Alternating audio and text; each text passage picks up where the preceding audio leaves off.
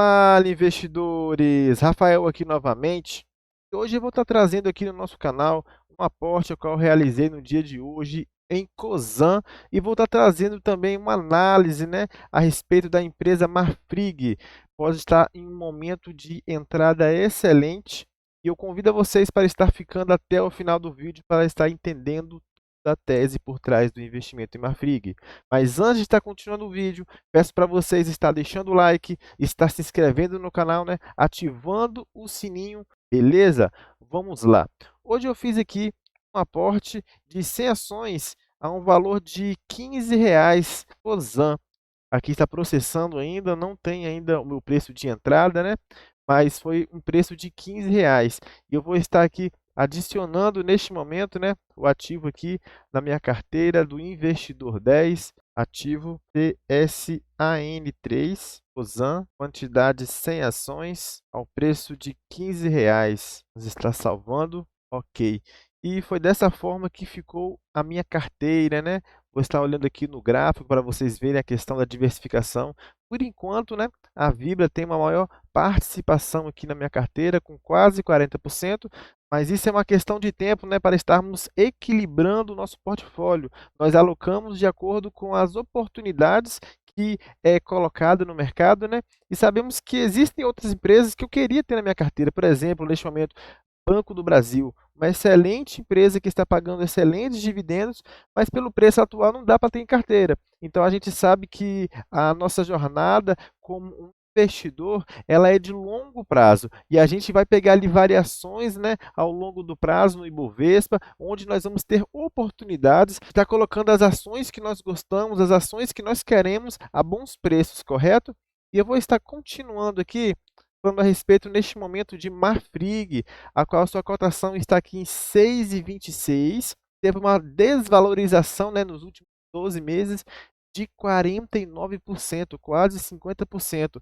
A gente comparando aqui o Ibov, ele teve aqui uma desvalorização de 2% apenas. Se a gente comparar Marfrig no último ano, ela teve uma desvalorização aqui, de mais de 60%. E lembrando que Marfrig, ela é uma empresa brasileira de alimentos, fundada no ano 2000, é a segunda maior produtora de carne bovina do mundo, é líder na produção de hambúrgueres, ou seja, a gente está falando de uma gigante, Ela é a segunda maior produtora mundial de carne bovina, ou seja, é uma empresa que teve realmente uma desvalorização agressiva, e a gente vai entender um pouquinho nesse vídeo o porquê disso aconteceu e se é uma oportunidade ou não. Trazendo aqui o gráfico de Marfrig, a gente vai estar analisando que se a gente pegar aqui do topo ao fundo, a gente teve uma desvalorização ainda maior, uma desvalorização aqui de 71%.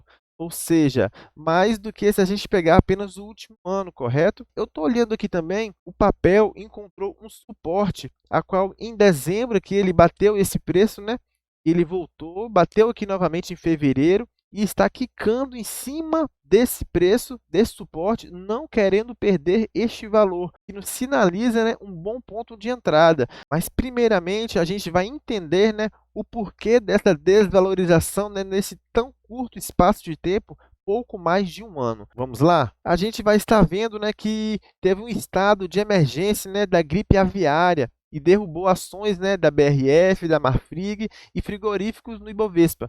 Ou seja, ações fecharam em queda no Ibovespa, após o movimento do Ministério da Agricultura e Pecuária confirmar a declaração de estado de emergência zoossanitária em todo o país por 180 dias, ou seja, 6 meses, E a gente sabe que isso realmente afeta muito a empresa e afeta muito preços da empresa, mas isso foi muito recente e a gente sabe que os preços do papel da empresa vêm caindo há muito mais tempo.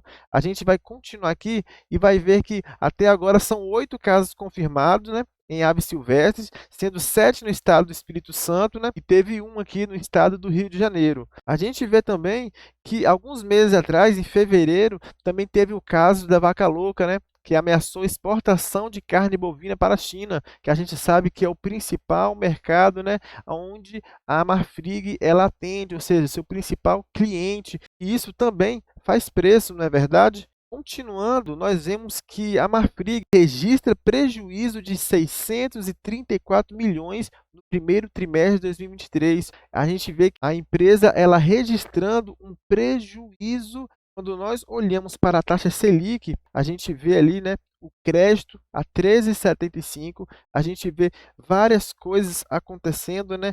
Crise da vaca louca, agora teve a questão da emergência, né, de gripe aviária, e teve também a Marfrig reportando o prejuízo, né? A gente vê que quando teve aquele caso da vaca louca, a Marfrig ela ficou operando apenas com frigoríficos de fora do nosso país, né, para atender o mercado asiático, o mercado da China. Então, o que que a gente consegue perceber? A gente vê que ela teve várias coisas que foram acontecendo, né, simultaneamente que a levaram a ter prejuízo. E a gente vai dar uma olhadinha aqui, como eu tinha falado para vocês, que a Marfrig ela utilizará plantas da Argentina, Uruguai para exportar à China após embargo no Brasil. Ou seja, ela utilizando plantas de outros países, né, a quais ela também possui operação em ativo, para estar exportando carne para o seu principal cliente, sendo que o Brasil é a sua principal planta de operação.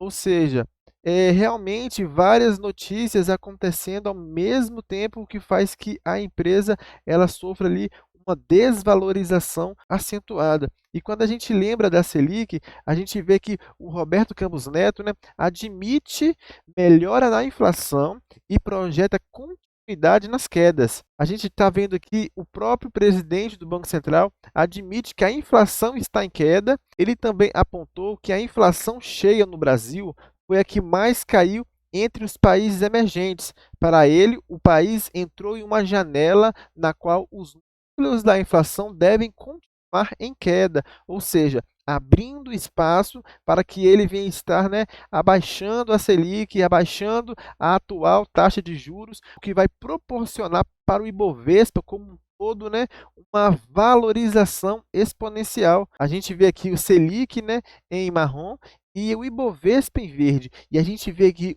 a Selic caindo e o Ibovespa fazendo o contrário, ó, valorizando-se. Até quando há uma correção aqui na Selic, né, mesmo ela estando em queda contínua, mas ela corrigiu um pouquinho para cima, essa correção foi suficiente para derrubar o mercado para baixo. E aí a Selic continua caindo, o mercado ele volta a subir. Ou seja, todo o mercado já está esperando uma queda na taxa de juros e, com isso, uma elevação no índice do Ibovespa. E o índice Ibovespa, ele é feito por empresas, né?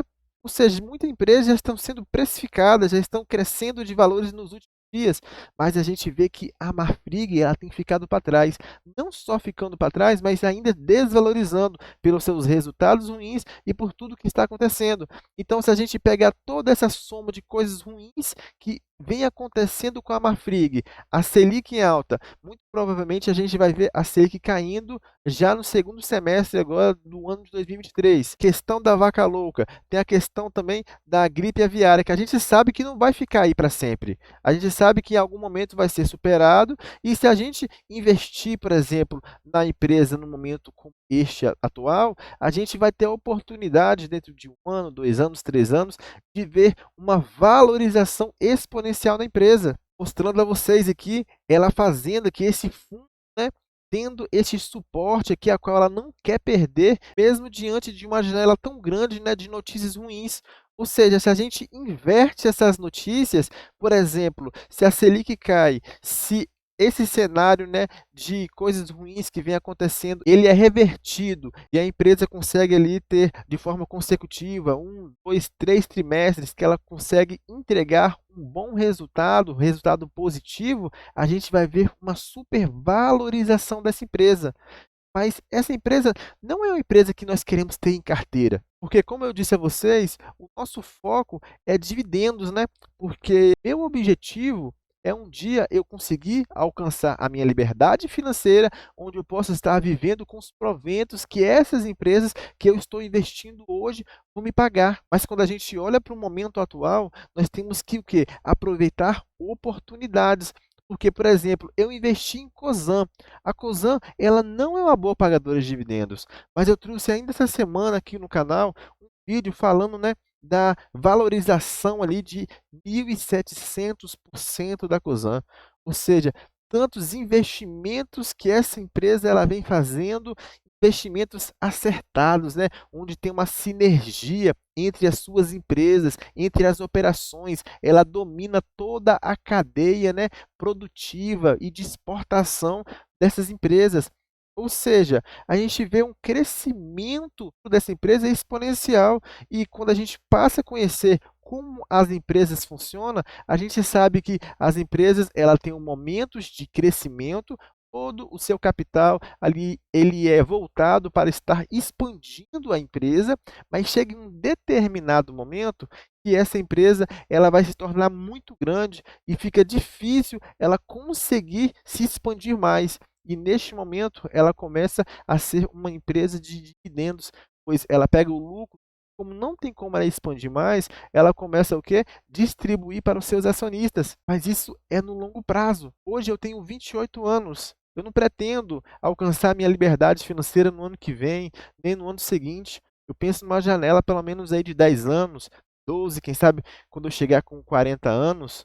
Ou seja, eu estando me posicionando numa empresa dessa, uma empresa que tem portfólio invejável, lá no futuro ela vai ter se valorizado muito, provavelmente aí fazendo até alguns desdobramentos de ações, né? Pois a gente sabe quando os papéis se valorizam muito, CEOs da empresa, né? Ele vai lá e faz o desdobramento, né, das ações para que esses papéis venham ficar a preços mais acessíveis de novo e vai aumentar mais ainda a quantidade de papéis que eu vou ter em carteira. E lá na frente, quando ela resolver pagar dividendos, vai ser exatamente o momento que eu vou ter alcançado, né, a minha liberdade financeira, tendo proventos maravilhosos, porque você imagina lá no futuro, por exemplo, lá em 2035, estou colocando aqui daqui 12 anos, quando eu tiver 40, ela pagar proventos na casa de 12%, de 15%, uma empresa deste porte, né, e tendo seu portfólio ali, por exemplo, a Raizen, né, que está no top 10 de empresas de maior faturamento do país, ou seja, grandes faturamentos. Então, quando a gente pensa lá na frente,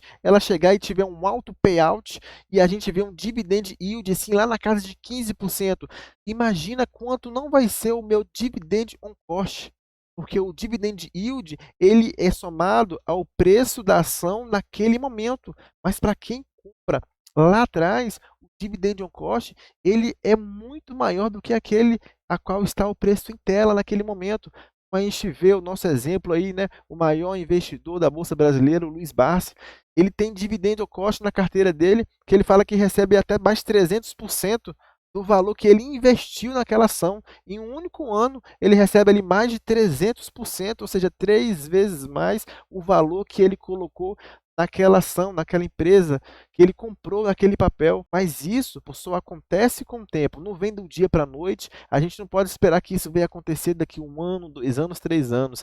Isso acontece uma década na frente, 2 décadas na frente. Então, com pensamento de investidores de longo prazo, nós temos que pensar dessa forma, montando a nossa carteira, né, para estar recebendo dividendos lá na frente. Porque se a minha carteira ela é montada para que eu venha alcançar a liberdade financeira e viver através de dividendos, eu tenho que pensar nesses dividendos lá na frente. Aí você fala para mim, mas a Marfrig não é uma boa pagadora de dividendos. Exatamente, ela não é. Apesar do seu dividend yield estar aqui hoje na casa dos 26%, ela não é uma boa pagadora de dividendo, mas ela está em uma grande oportunidade de valorização.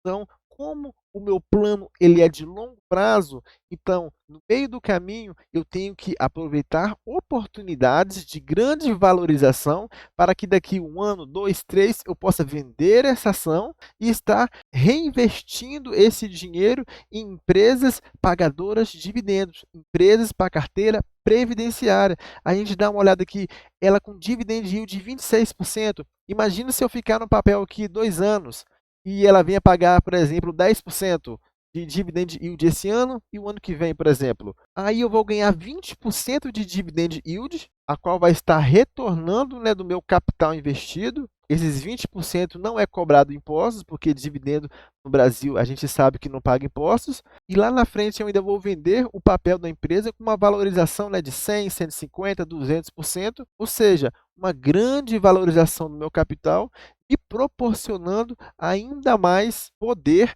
para estar comprando, né, as empresas para a minha carteira previdenciária. Ou seja, isso aqui é uma oportunidade momentânea, né, para estar ampliando o meu capital, para estar adquirindo mais empresas para o meu portfólio previdenciário. Dando uma olhada aqui no seu preço sobre valor patrimonial, ela está atuando a menos de 1. E se eu olhar aqui para vocês aqui no histórico sobre o seu preço sobre valor patrimonial, na última década, esse é o menor patamar dos últimos 10 anos. A gente pode estar olhando aqui desde 2013, ela nunca teve essa oportunidade de estar comprando a ação da empresa, né, menos que o seu valor patrimonial. Em nenhum momento, até mesmo em 2022, a qual aqui o seu preço sobre valor patrimonial estava aqui em 1,03. Apenas neste momento atual, ela está dando essa oportunidade, né, de estar comprando a empresa por menos do que o seu valor patrimonial, ou seja, menos do que o seu patrimônio vale, apenas 87% do que o seu patrimônio vale. Mais uma vez mostrando, né, que é uma grande oportunidade, não para a nossa carteira previdenciária, né, como eu já deixei claro neste vídeo. Mas é isso aí, galera. O que vocês acharam da minha análise? Eu não comprei a ação. Eu trouxe aqui alguns vídeos de outras empresas que também vêm chamando a minha atenção. Lembrando aqui que esses vídeos que eu trago é apenas para fins de estudo, né? Entendimento e conhecimento. Nada aqui é indicação de investimento. Você que vai analisar o seu perfil de risco, analisar o seu plano. Talvez você não tenha mais a minha idade, esteja já em uma idade mais avançada, não quer fazer este movimento, né, para estar alavancando o seu capital, né, para só depois investir em empresas de dividendos. Mas lembrando que cada um tem o seu perfil de risco, né, tem a sua própria característica. Isso aqui é apenas um vídeo para que nós venhamos estar entendendo mais a respeito da oportunidade a qual estou enxergando no momento. E é o que eu tenho para falar para vocês. Peço para vocês deixar o like no vídeo, se esse vídeo agregou em alguma coisa. Se inscrevam no nosso canal, ative o sininho aí para não perder nenhum conteúdo. E eu conto com vocês no próximo vídeo, galera. Fui!